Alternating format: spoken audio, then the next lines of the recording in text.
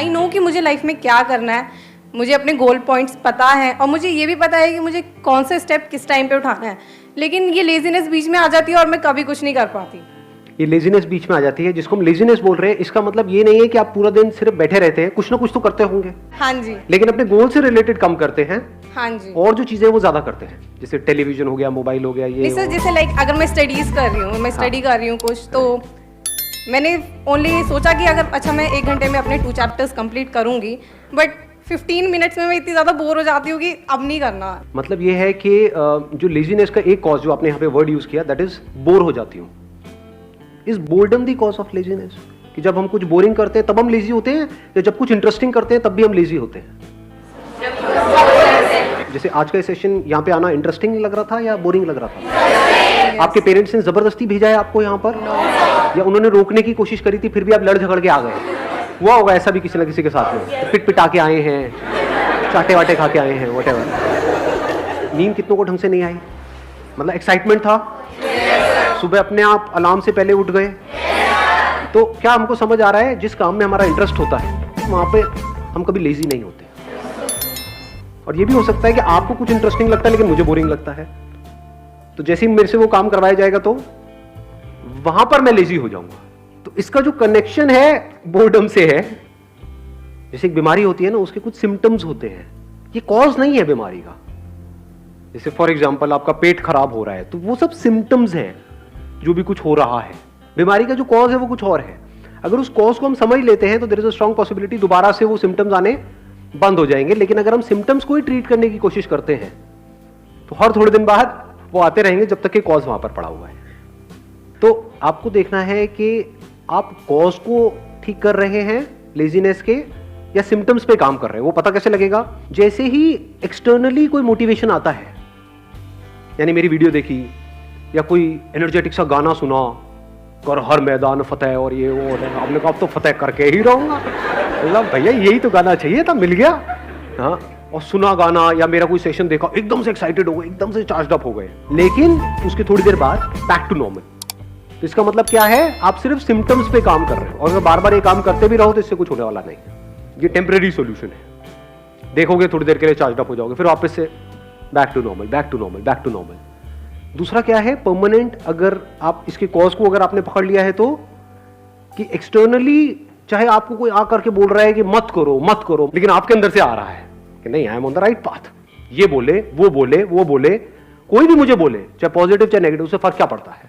मुझे करना है तो करना है। अब आपके ऊपर लेजीनेस हावी नहीं हो सकती। तो अगर ऐसा हो जाए तो काम हो गया। अब ऐसा कैसे होगा? वो सिर्फ तब हो सकता है जब अब किस तरह से हमारी ब्रेन काम करती है उसको ध्यान से समझो।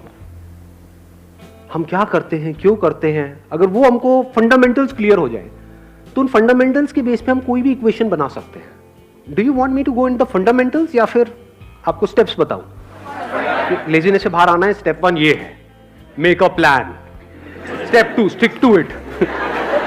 Step 3 even if you don't stick to it, again stick to it. खत्म। आप कहोगे हाँ ये बढ़िया है, होना आना कुछ नहीं है। थोड़ा सा इसको डीपली समझने की कोशिश करते हैं। हमारी ब्रेन, आपकी ब्रेन नहीं, मेरी ब्रेन नहीं, हमारी ब्रेन इसी तरह से काम करती है, based upon pleasure, seeking pleasure and avoiding pain. क्या हम सुबह से रात तक जो भी कुछ करते हैं ऐसे ही नहीं करते हैं? जैसे भी आप एक्ट कर रहे हो, अपने आप से झांक करके देखो अपने माइंड के अंदर, क्या हम ऐसे ही नहीं एक्ट कर रहे हैं? Based upon reward and punishment. अब ध्यान से समझना प्रॉब्लम क्या है। यहां पे एक बहुत बड़ा कॉन्फ्लिक्ट है, बहुत बड़ा कॉन्ट्रडिक्शन है। जो भी आप करना चाहते हो उसके लिए जो करना पड़ेगा वहां पर पेन है। We don't want to go to school और कॉलेज और इवन एट वर्क। आप में से कितने वर्किंग है, इन द सेंस के जॉब कर रहे हैं? आप लोगों को काम पे जाने में मजा आता है, या जब महीने के एंड में जो मिलता है हाथ में उसमें ज्यादा मजा आता है? कि अगर बिना जाए मिल जाए तो अरे मजा आ गया। कि अभी अगर 6 days a week है, वो 5 days हो जाए, 4 days हो, 3 days हो जाए, मजा ही आ जाएगा। मतलब समझ लो क्या हो रहा है। You want to avoid it, you want to avoid work and you want to get all the pleasures that comes through money. ये काम ना करना पड़े, मिल जाए फटाफट से जो मुझे चाहिए। तो अभी कॉन्फ्लिक्ट क्या है यहां पर? बहुत बड़ा कॉन्फ्लिक्ट है कि जो भी आप करने वाले हो उसका रिजल्ट आएगा बहुत बाद में, और ये भी श्योरिटी नहीं है कि रिजल्ट आएगा या नहीं आएगा।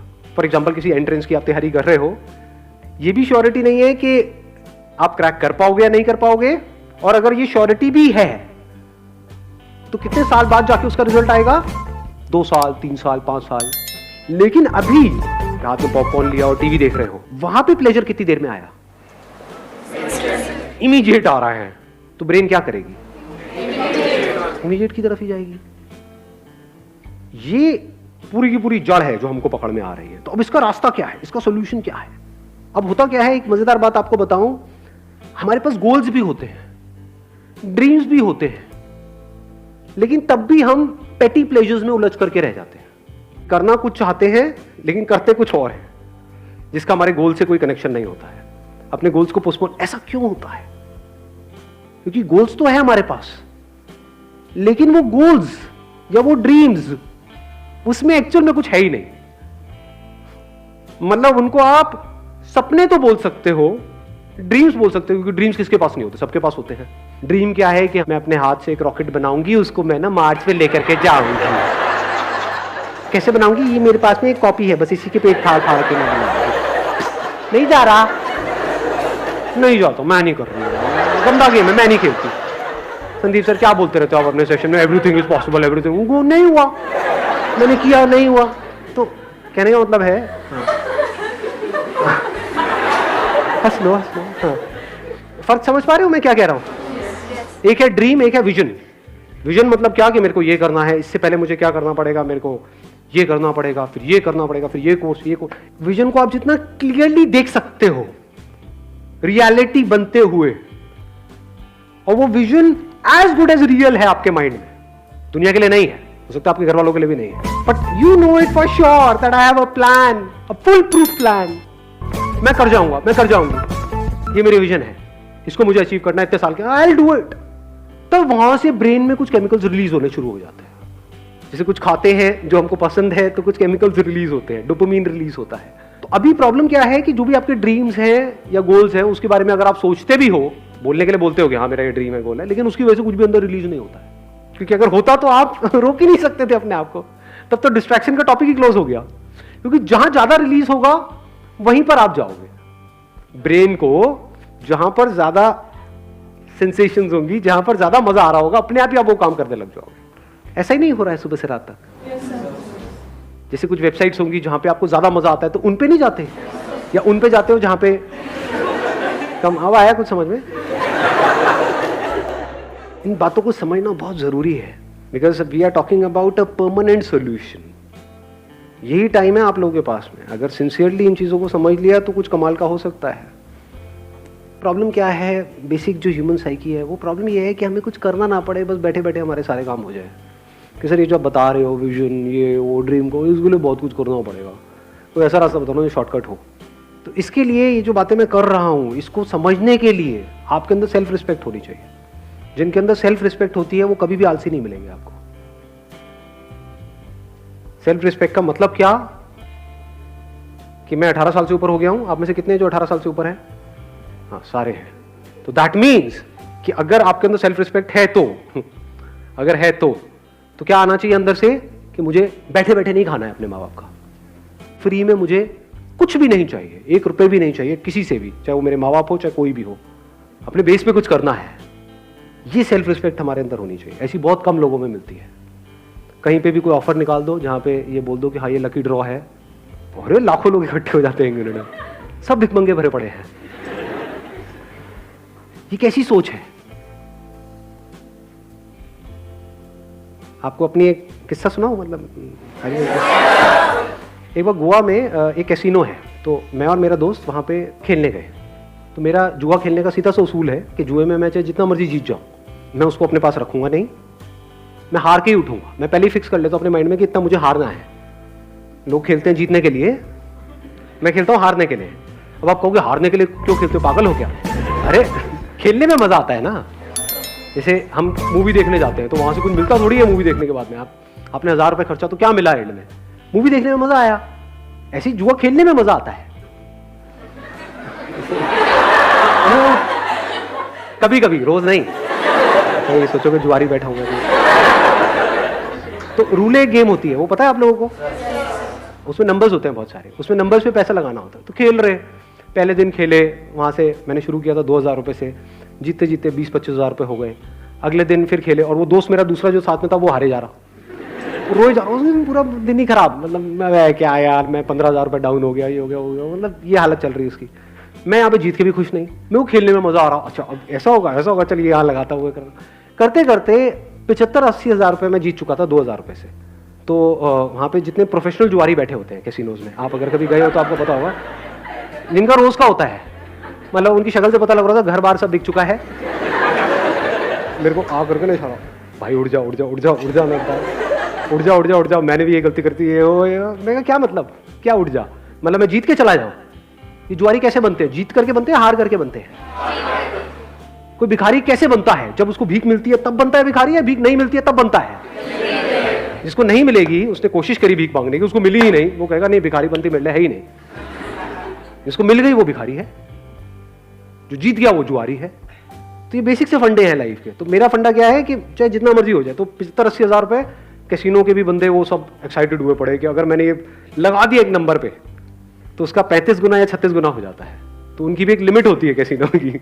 तो सबकी हवा टाइट थी, क्योंकि मैं पागलों की तरह खेल रहा था, क्योंकि मेरे को जीतना ही नहीं था, मैं तो हारने के लिए खेल रहा था ना। समझ लो, और लोग जीतने के लिए खेलते हैं, हारने से उनकी फटती है, मेरा ऐसा कुछ था ही नहीं। वहां पे मैंने क्या किया, वो पूरा का पूरा पैसा यानी 70-80 हज़ार रुपये एक नंबर पे लगाया और उठ गया वहां से। उस नंबर की आने की प्रोबेबिलिटी क्या थी? 1:35। तो सारे मेरे को नहीं इसमें से कुछ तो रख ले, चल होटल का खर्चा ही निकल जाएगा। क्या पागल है क्या, होटल का खर्चा, मैं जुए के पैसे से होटल का खर्चा निकालूंगा, जुआरी हूँ क्या?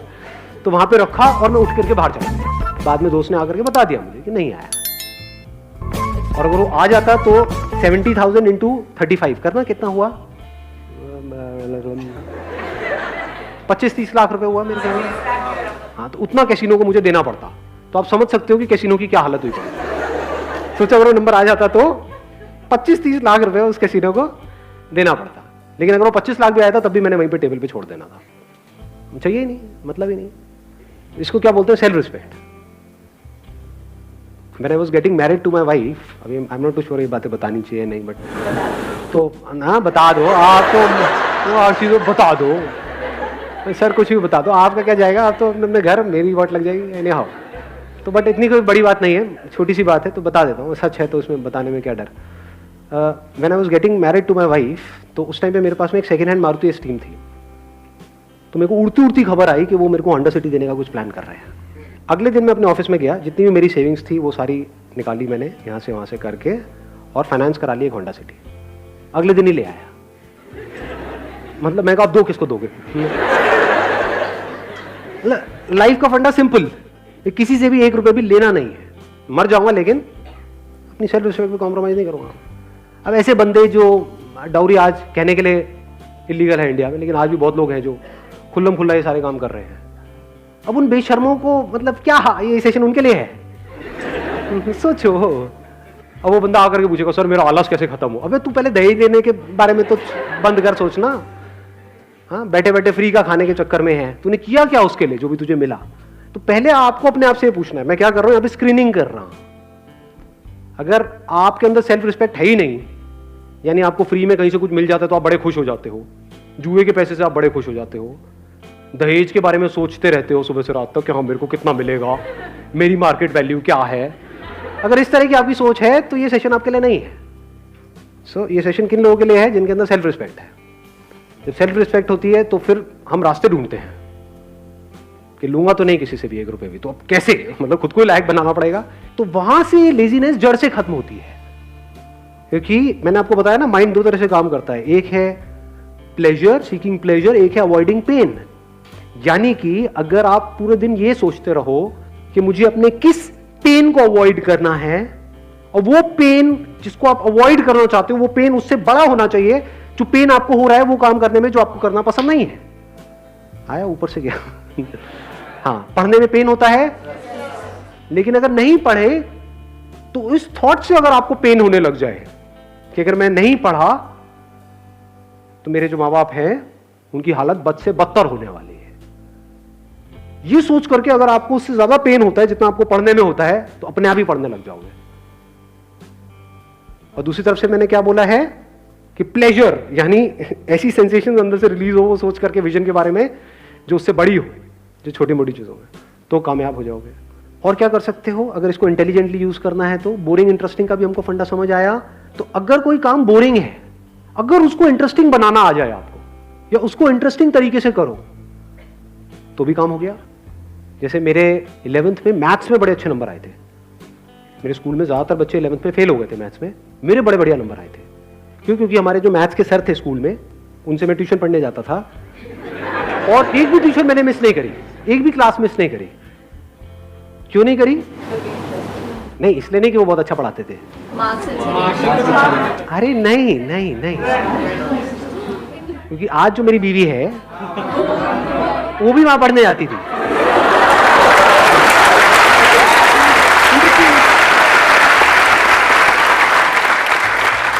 मतलब वो एक प्रॉब्लम देते थे तो सबसे पहले मुझे ही सॉल्व करनी थी वो प्रॉब्लम, क्योंकि तभी तो स्टाइल मारता ना, तभी तो मैं उसको पढ़ाने के लायक बनता पीछे से। तो समझे?